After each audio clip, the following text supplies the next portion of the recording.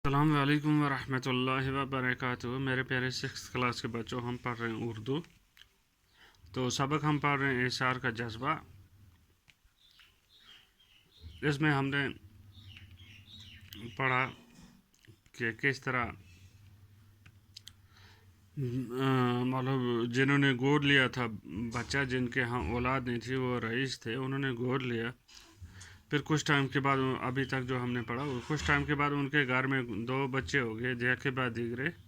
तो अब उसकी माँ की तवज्जो जो थी वो किस तरह, अब ये जो बच्चा गोद लिया था उसकी तरफ से हटने लगी।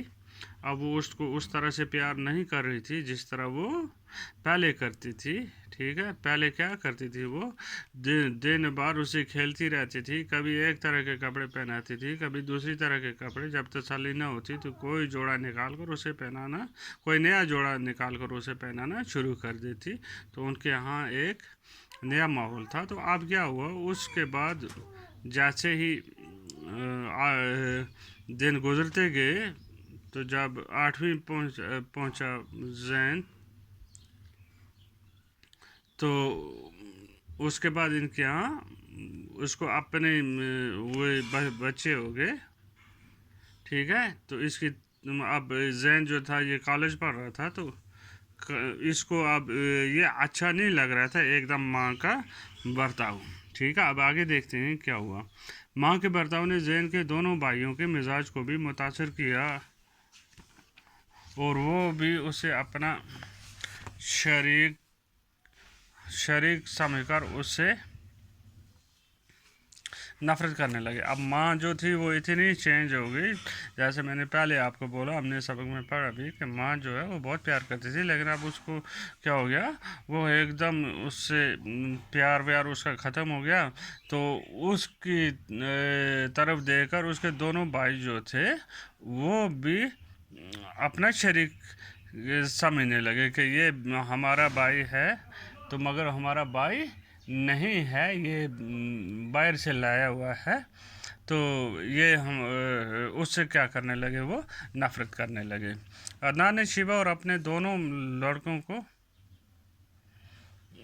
को बहुत समझाने की कोशिश की, लेकिन उनके कान पर जूं तक न रेंगी। जब अदनान ने बहुत कोशिश की कि अपनी बीवी और बच्चों को, दोनों लड़कों को समझाए, लेकिन उन्होंने बिल्कुल नहीं माना, उनको ज़रा भी परवाह नहीं हुई। जैन अब एम.कॉम की डिग्री हासिल कर चुका था। अब जैन जो था वो बड़ा हो गया था, एम.कॉम की डिग्री हासिल कर पोस्ट ग्रेजुएशन करके था एम.कॉम। माँ और भाइयों के बर्ताव ने आखिरकार उसे घर से किनारा कश होने पर मजबूर कर दिया। अब उनका इतना वो नफरत बढ़ गई कि जैन जो था वो मजबूर हो गया कि वो उस घर को छोड़ दे, और एक रात वो किसी को कुछ बताए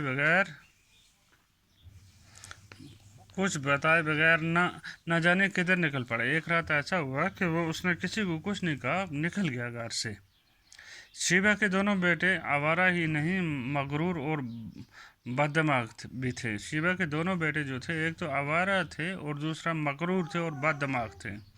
जब तालीम में इनका जी न लगता तो बाप ने उन्हें अपने कारोबार में लगाने की कोशिश की।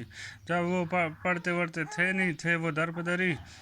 तो अब जब बाप ने देखा कि ये पढ़ने में नहीं लग रहे, तो उसने क्या किया, कोशिश की कि अपने कारोबार में अपने साथ रखे। मगर ऐसी बेलगाम तबीयतें रखने वाले व्यापार में क्यों कर सुरखरू होते। ऐसे बेकार लोग जो थे, मतलब जिन पर कोई डांट डपट का, कोई समझाने का असर नहीं होता था, तो वो व्यापार में क्या करते। ठीक है, वहाँ तो पिता मारे बगैर कुछ हासिल नहीं होता। पता, तो ये वो काम था जो उनके बस से बाहर था। ये वो वाला काम था जो उनके बस से बाहर था। यहाँ पर वो नहीं बैठ सकते थे, क्योंकि वहाँ बाप भी था। ठीक है, अयाशी हो नहीं सकती थी, तो वहाँ पर बंद थे, तो इस मिजाज के वो नहीं थे। अदनान में अब इतनी हिम्मत न थी कि तनहा सारा काम चला लेता। अब अदनान जो था वो बूढ़ा हो चुका था, उसमें इतनी हिम्मत नहीं थी कि वो अकेला ये काम चला लेता।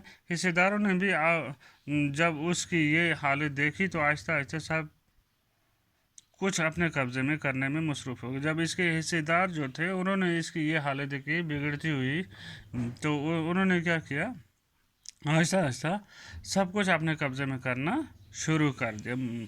नतीजा यह हुआ कि कुछ मदद बाद ही उसका दिवालिया फट गया, और नतीजा यह हुआ कि अदनान जो था वो कुछ टाइम के बाद खाली हो गया।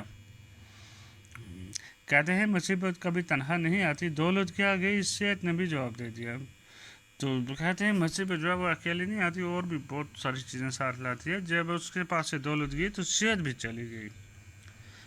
बीमारी ने उस तरह आन दबोचा कि देखते ही देखते अदनान का वजूद महज एक साया बनकर रह गया।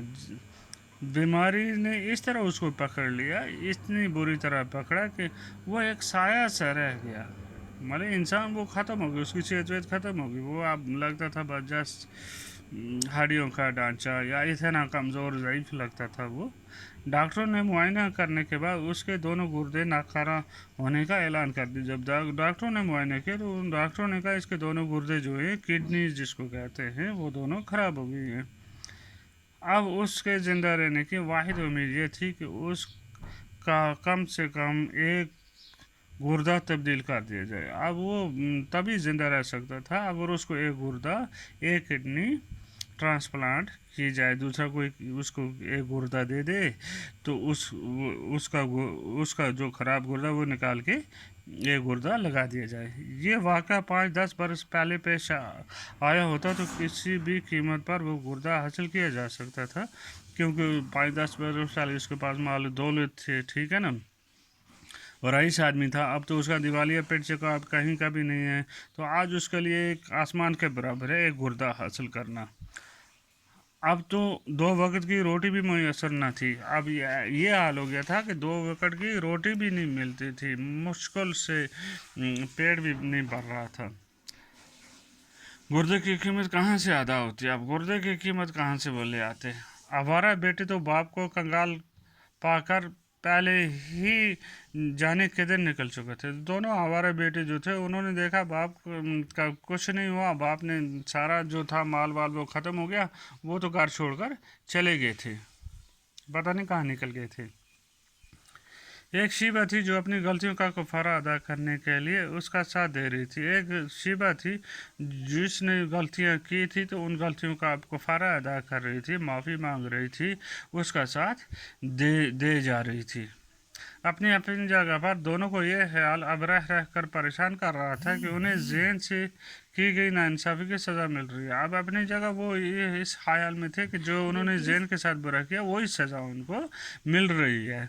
तो जेन किस तरह निकला, किस तरह उसको पाला, फिर उसके साथ धोखा हुआ, ठीक है, इन्होंने क्या बर्ताव किया, तो ये उनको ये बात सता रही थी। लेकिन अब पछताने से क्या फ़ायदा था? अब जैन वो कितने साल हो गए थे, वो पता नहीं कहाँ था, किस हाल में था, ये किस हाल में है, तो अब पछताने से क्या होता? आज इतना काफ़ी है, तो इंशाल्लाह कल हम इससे आगे पढ़ेंगे। शुक्रिया।